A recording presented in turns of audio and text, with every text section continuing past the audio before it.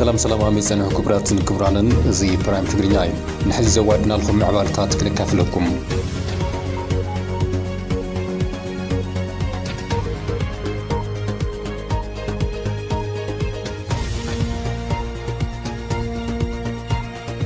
منغستي إثيوبيا عاب كتمات تግራይና ዓብን ዕግርግርን ብምልዓል ህዝቢ ትግራይና በሽግር ከእትዎ ትልምሒዙ ይጓዓዛሉ ዝበለ ሕወሓት ኣብ ሰምናዊ መልእኽቱ እዚ ንምምካት ድማ ህዝቢ ትግራይ ንጸላእቱ ኣዋሕ ኮይኑ ክከታተል ይግባእ ክብል ገሊጹም ሰሙናዊ መልእኽቲ ሕወሓት ብጆኖሳይደራት ዝተፋሐሰ ውዲትና ዓቢ በቃልሲ ህዝብና ክመክን በዝብል ርእሲ ኣማስዩ ተዘርጊሕሎም ህዝቢ ትግራይ አንጻር ህልውኑ ንዝተበገሱ ኩሎም ተጻብኦታትና መከተ ኣብዚ ዘለና ልማውዕል ዝበጽሐ ህዝቢ እዩ ዝበለ ሕወሓት ኣብ መገዛ መሬቱን መረበቱን ኩገብጡውን ከም በረኸኹውን ጥራሕ ዘይኾነስ ከም ህዝቢ ከጽንትዎ ዝተልዓሉ ወረርቲ ሓይልታት መኪቱ ህልውኑ ኣረጋጊጹሎ ክብል ገሊጹም ኣብ ዝሓለፈ ዓመታት ከም ህዝቢ ክጠፍእ ተሓቂኑ ዝተፈጸመ ወራር ኣካል እዚ ንዘመናት እናተደገሰ ዝመጸ ባህሪ እዞም ሓይልታት እዩ ህዝቢ ትግራይ ድማ ከም ቀደሙ ነቶም አንጻር ህልውኑ ዝተበገሱ ወረርቲ ብጽንዓት መኪቱ ህልውኑ ኣቐጺሉ ክብል ሕወሓት ገሊጹም እንተኾነ ግና መንግስቲ ኢትዮጵያ ነቲ ቅድም ኢሉ ዝጀመሮ ፕሮጀክት ምጽናት ህዝቢ ትግራይ ድሕሪ ዓለም ለኻዊ ስምምነት ዘላቒ ምቁራጽ ተጻብኦታት እውን እንተኾነ ብሰላሕታ ክቕጽልና ዝሰርሐሉ ከም ዘሎ እዩ ሕወሓት ገሊጹ ዘሎም ህዝቢ ትግራይን ሕወሓትን ሰላም ካብ ዘለዎም ጽኑዕ መትከል ተበጊሶም እቲ ስምምነት ኣብ ባይታ ክትግበር ቀጽሉ ድማ ናብ ዘላቒ ሰላም ክሰጋገር ዋጋ እናኸፈሉ እውን እንተኾነ ግቦኦም ክፍጽሙ ጸኒሖም እዮም ዝበለ ሕወሓት ይኹን እምበር መንግስቲ ኢትዮጵያ ነዚ ናይ ሰላም ስምምነት ከም ሓደ መሳርሒ ጆኖሳይድ ክጥቀመሉ ጸኒሑን ኣሎን ክብል ገሊጹ መንግስቲ ኢትዮጵያ ነቲ ስምምነት ኣይፈጸመን ጥራሕ ዘይኾነስ ካብ መንፈስን መትከላውነትን ስምምነት ፕሪቶሪያ ወጻኢ ዝኾኑ ዝተፈላለዩ ስልትታት ሓንጸጸ ክትሕሲ ጸኒሑ ዝበለ ኮይኑ ካብዚኣቶም ገሊኦም ኣብ ልዕሊ ህዝቢ ትግራይ ሕወሓትን ቁልዑ ፍርጸለ መከካይድ ጸኒሑ እዩ ክብል ድማ ገሊጹሎም ናይዚ መቐጸልታ ምዕራብ ትግራይ ካብ ወረርቲ ሓይልታት ነጻ ክገብር ዝኣተው ውዕሊ ብምጥሓስ ነቶም ወረርቲ ሓይልታት ክዕጥቕን ከሰልጥንን ክውድብን ጸኒሑ እዩ ዝበለ ኮይኑ ቀጺሉ ድማ ንውሕዳት ኣብ ልዕሊ ህዝቢ ትግራይ ክሕደት ዝፈጸሙ ነበር ኣመራርሓ ተበሊጹ መንኣሰይ ብምትላል ኣብ ዓፋር ወዲቡን ዓጢቑን ኣብ ሰራዊት ትግራይ ቁሉዕ ምትንኳይ ብምግባር ድሮናት ብምትኳስን ነቲ ስምምነት ብግልጺ ጥሒስዎ እዩ ክብል ሕወሓት ኸሲሶም እዚ እውን ኮይኑ ህዝቢ ትግራይን ሕወሓትን ማሕበረሰብ ዓለም እዚ ብመንግስቲ ኢትዮጵያ ዝተፈጸመ ቁልዕ ጥሕሰት ጠጠው ከብሎን ኣብ ዝኸፈ ሓደጋ ዝኣተው ስምምነት ፕሪቶሪያ እውን ንምድሓንን ንተግባራውነትን ክረባረብን ጻውዒት ተቕሪቡ እዩ ዝበለ ኮይኑ እንተኾነ ግና መንግስቲ ኢትዮጵያ ሕዚ እውን ኣብ ልዕሊ እቶም ክገብሮም ዝጸንሐ ተግባራት ጥፍኣት ካልኦት ተወሰኽቲ ስልትታት ብምሕንጻጽ ይንቀሳቐሱ ኣሎ ክብል ገሊጹም ወሲኹ ሕወሓት መንግስቲ ኢትዮጵያ እዚ ብሓድነት ተቓሊሱ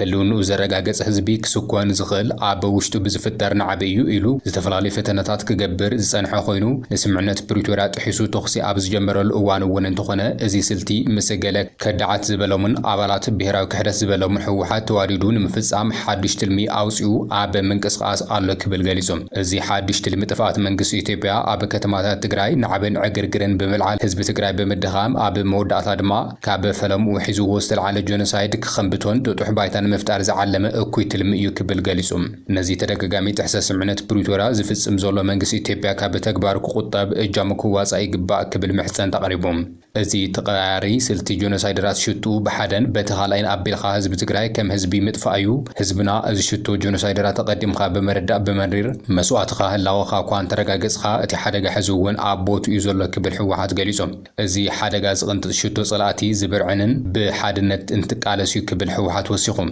ነዞም ህዝቢ ትግራይ ዝስኮን ሓድነቱ ብምዝራግ እዩ ኢሎም አንጻር ህልውናኻ ዝተበገሱ ጆኖሳይደራት ሓድነትካ ስጢምካ ብምቅላስ እዩ ዝበለ ሕወሓት ሎም እውን ከም ቀደም ከባቢኻ ኣዋሕ ኮይንካ ብምሕላው ነዞም ብትልሚ መንግስቲ ኢትዮጵያ ዝመርሑ ዘለዉ ኣጀንዳታት ህውከት ብወሳናይ ተሳትፎኻ ከም ተፈሽሎም ውድብካ ሕወሓት ይተኣማመን ክብል ንህዝቢ ትግራይ መልእኽቶም ኣሓላሊፎም ሕወሓት ወሲኹ ብፍላጥ ይኹነ ብዘይፍላጥ ኣካል እዚ ናይ ጥፍኣት ኣጀንዳ ዝኾንኩም ኣካላት ካብ ተግባርኩም ክትቁጠቡ ይግባእ ክብል መጠንቀቕታ ኣውፅኡ እዩ እዚ ከምዚ ኢሉ እናሃለወ ኢትዮጵያ ናብ ሓድሽ ኩናት ተቓሪባ ከም ዘላ ዘኢኮኖሚክስ ኣጠንቂቖም ብስንኪ እቲ ኣብ ትግራይ ዝረአ ዘሎ ወጥሪ እቲ ግጭትና ብዞባዊ ባርዕ ክብል ከም ዝኽእል እዩ ገሊጹ ዘሎ ዘኢኮኖሚስት ንኣስታት 2 ዓመታት ኣብ ትግራይ ኣብ ዝተኻየደ ደማዊ ኩናት ዜጋታት 100,000 ሰባት ህይወቶም ከም ዝሰኣኑ ዘዘኻኸረ እቲ ጸብጻብ እቲ ብመሪሕነት ኣሜሪካን መሻርክታን ዝተገበረ ስምምነት ሰላም ኣብ ዘመነ ባይደን ካብ ዝተመዝገቡ ኣገደስቲ ፍጻመታት ሓደ ምንባሩ ኣዘኻኺሩ እዩ ኣብ ወርሒ ሕዳር 2022 ምዕራብ ምዕራባውያንን አፍሪካውያንን ሰበስልጣን እቲ ኣብ ትግራይ ዝነበረ ጸቕጢ ናይ ምንጻል ሓደጋ ዝበሎ ዶማዊ ኹናት ነታ ካልአይቲ በዚ ህዝቢ ዘለዎ ሃገር ኣፍሪካ ከይበታትና ብምስጋእ ንመንግስቲ ኢትዮጵያን ግዛእቲ ትግራይን ህዝባዊ ወያነ ሓርነት ትግራይ ሕወሓትን ኣብ ስምዕነት ክበጽሕ ገይሮም እዮም ክብል እቲ ጸብጻብ ገሊጹ እዚ ከምዚ ኢሉ እናሃለወ እምበር ኣብዚ ሕዚ እዋን ኹነታት እንደገና ናብ ኹናት ከምርሑ ከም ዝኽእሉ ዘኢኮኖሚክስ ኣብ ጸብጻብ ኣጠንቂቑ ዘሎ እዚ ምኽንያት ድማ ኣብ ትግራይ ዝረአ ዘሎ ወጥሪ ናብ ዞባዊ ግጭት ምባል ከም ዝኽእልን እዚ ድማ ቀርኒ ኣፍሪካ ናብ ዝኸፋ ሓደጋ ከእትዎ ከም ዝኽእልን እዩ እቲ ጸብጻብ መመልከቱ ዘሎ እቲ ብመሪሕነት ኣሜሪካ ዝተካየደ ስምምዕነት ሰላም ኣይተተግበረን ጥራሕ ዘይኮነስ መዓልታዊ እናተጣሓሰ ይቕጽል ምህላው እዩ ዝገልጽ መንግስቲ ኢትዮጵያ ስርዓተ መንግስቱ ዝፈታትኑ ዘለዉ ሓይልታት ይብርክቱ እኳ እንተሃለዉ እቲ ጸገም ሕዚ እውን ካብ ሕወሓትን ሻዕብያን ዝፍልፍል ምዃኑ ብምእማን ማሕበረሰብ ዓለም ከእምን እውን ይፍትን እዩ ዘሎ ብፍላይ ድማ ሕቶ በር ባሕሪ ናይ ህልውና ጉዳይ ምዃኑ ትጠቅስ ዘላ ኢትዮጵያ ምስ ኤርትራ ስትራቴጂካዊ ኩነታት ሚና ሓይልታት ኤርትራን ካልኦት ሓይልታት ውሽጣዊ ምክፍፋልን ሕወሓትን ኣብ ገመት ብምእታው ናይ ኹናት ምድላው ትገብር ምህላዋ እዚ ድማ ትግራይ ዕላማ ዝገብር ምዃኑ እዩ እቲ ማዕከል ዜና ሓቢሩ ዘሎ እዚ ከምዚ ኢሉ እናሃለወ በጀት ምዕራብ ትግራይ ናብ ኣምሓራ ክዘውር ምዃኑ ፍልፍላት ሓቢሮም በጀት ሕገ መንግስቲ ወሰን ክልል ትግራይ ዝኾነ ምዕራብ ትግራይ ናብ ክልል ኣምሓራ ፈሰስ ተገይሩ ኣብ ጥቕሚ ክውዕል ከም ዝጀመረ እሙናት ፍልፍላት ሓቢሮም መንግስቲ ፌደራል ኢትዮጵያ መቐጸልታ ናይቲ ካብ ጥቅምቲ 24/2013 ዓ.ም ጀሚሩ ኣብ ልዕሊ ህዝቢ ትግራይ ከብጽሑ ዝጸንሐ ሰፍ ዘይብል በደልን ኣድልዎን ሕዚ ድማ ብበጀት ሕገ መንግስታዊ ግዛእ ትግራይ ዝኾነ ምዕራብ ትግራይ ናብ ክልል ኣምሓራ ብምምዳብ ግልጺ ዝኾነ ጥሕሰት ሕገ መንግስታዊ ስርዓት ውዕሊ ፕሪቶርያን ኣብ ምፍጻም ዘሎ ተገሊጹሎም ቅድሚ ሕዚ ከም በዓል ሚኒስተር ትምህርቲ ንግዲ ባንኪ ኢትዮጵያ ፋይዳ ሓይል መብራህቲ ወዘተ ዝበላ ትካላት ፌደራል መንግስቲ ንምዕራብ ትግራይ ወልቃይት ጸገዴ ሰቲት ሕሞራ ዞን እናበላ ብምጽዋዕ ኣብ ትሕቲ ክልል ኣምሓራ ንምግባር ዝተተሓዘ ፕሮጀክት እናለማመዳ ምጽንሐን ዝፍለጥ እዩ ጽላል ሲቪል ማሕበረሰብ ምዕራብ ትግራይ ነዚ ቀስ ብቀስ ስርዓታዊ ብዝኾነ መንገዲ ሕገ መንግስታዊ ወሰን ታሪካዊ ግዛኣት ትግራይን ዝኾነ መሬት ህዝቢ ትግራይን ምዕራብ ትግራይን ኣካል ወሰን ክልል ኣምሓራ ናይ ምግባር ሓደገኛ ኣካይዳ ኣጥቢቑ ከም ዝኾነ ድማ ገሊጹሎም መላእ ህዝቢ ትግራይ ብፍላይ ድማ ግዚያዊ ምምሕዳር ትግራይ ቀይዲ በተኽ ሕገ መንግስታዊ ኣካይዳ ፌደራል መንግስቲ ብቁልጡፍ ደው ከብል ጽዑንቶ ክፈጥሩ ጻውዒት ተቐሪባላ ትማሊ ናባኹም ኣብ ዘበልናዩ ጽብጻብ ህዝቢ ወልቃይት ጸገዴ ኣካል ጎንደር ቤጌ ምድር ኣምሓራ እዩ ዝበለ ኣቶ ጌጤ ኣዳል ኣብቲ ብመሰረት ቋመት ሃገር ምዕራባዊ ዞባ ትግራይ ዝኾነ መሬት ተከዘዘብ ንዝተባሃሉ ዕጡቃት ብምስልጣን ውዕሊ ፕሪቶሪያ እናጠሓሰ ኣብ ዘለሉ እዋን እዩ እኔም ዝርከቡ በነገራችን ላይ እዛ አካባቢ ሄዳችሁ አይታችሁ ይሆናል የአርማጮ የወልቃይት የጠገዴ ህዝብ እንኳን አሁን ባለው ሁኔታ ባለፉት 30 ዓመታት ያ ሁሉ ዱላ የወረደበት ኢትዮጵያዊነቱንም የበጌምድር ሰው መሆኑንም እየተናገረ እየሞተ እየተሰደደ ዛሬም አለ ዛሬም ሸብረክ ያለ አካባቢ አይደለም በትንሹም የሚል አካባቢ አይደለም ሁለተኛው ያለው የኃይል ሚዛን በነገራችን ላይ እዛ አካባቢ ሄዳችሁ አይታችሁ ይሆናል የአርማጮ የወልቃይት የጠገዴ ህዝብ እንኳን አሁን ባለው ሁኔታ ባለፉት 30 ዓመታት ያ ሁሉ ዱላ የወረደበት ኢትዮጵያዊነቱንም የበጌምድር ሰው መሆኑንም እየተናገረ እየሞተ እየተሰደደ ዛሬም አለ ዛሬም ሸብረክ ያለ አካባቢ አይደለም በትንሹም የሚል አካባቢ አይደለም አብይ አህመድ ወን በጀነራላቱ መዓልታዊና ተዛረበ ከም ዝኾነውን ይግለጻሎም ሓደ ላዕለዋይ መልካሙ በየነ ዝተባሃለ ጀነራል ትማሊ ሰሜን እዝ ዝከሓደ ዝወገአን ወያነ ንኢትዮጵያን ኣምሓራን ንምንኣስ ምስ መሻርክቱ ይሰርሕ ኣሎ ኣብ ዝበለሉ መደሩ ነቲ ብወራር ጎቢጦም ዝርከቡ ህዝቢ ኣብ ልዕሊ ትግራይ ክዘምት እዮም ጻውዒት ዘቕርቡ ዘሎም አብይ አህመድ ኣብ ዝሓለፈ ሰሙን ናብ ጎንደር ብምኻድ እውን እቲ ቦታ ናይ ኣምሓራ ምዃኑን ህዝቢ ጎንደር ኣኪቡ ብዕሊ ተናጊርዎም ነይሩ እዮም ይኹን እምበር ሰራዊት ትግራይ እቲ ግዛኣት ንምውሓስ ኣብ ዕቱ ምውዳድ ከም ዘሎ እዩ ዝግለጽ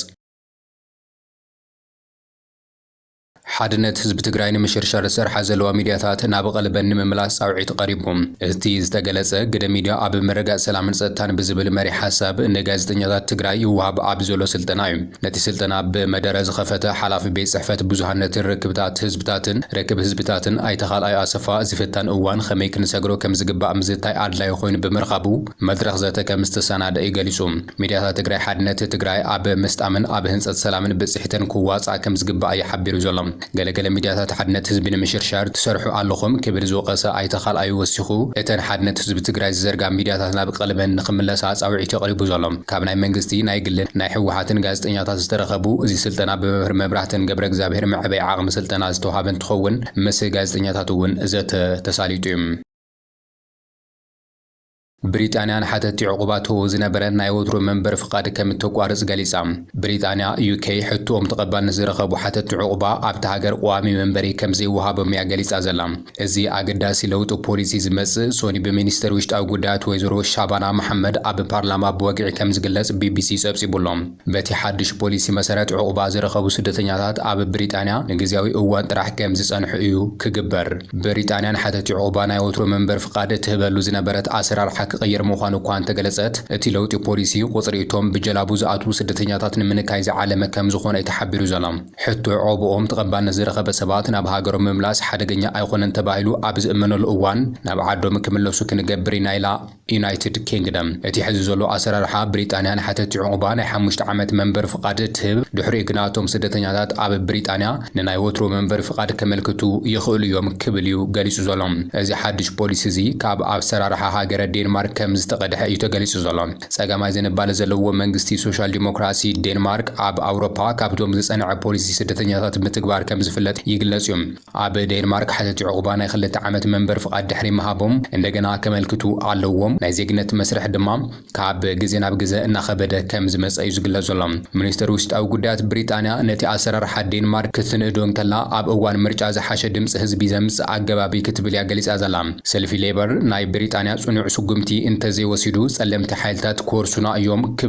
ክትብል ድማ ኣጠንቂቓያ እታ ሚኒስትር ዴንማርክ ስደተኛታት ንስድራ ቤቶም ዝወስዱሉ መስርሕ ብምዝንጋዕ ትፍለጥ ኮይና እዚ ኣሰራርሓ እዚ እውን በታ ሚኒስትር ተናኢዱሎም ወይዘሮ ሻባና መሐመድ ወሲኻ ብሪጣንያ ስደተኛታት እተርእዮ ዝነበረ ሰናይ ኣቀባብላ ቁጽሪ እቶም ብጀላቡ ናብቲ ሃገር ዝኣትዉ ሓተቲ ዕቁባ ክብል ከም ዝገበሮ ድማ ብጸጸት ያገሊጻ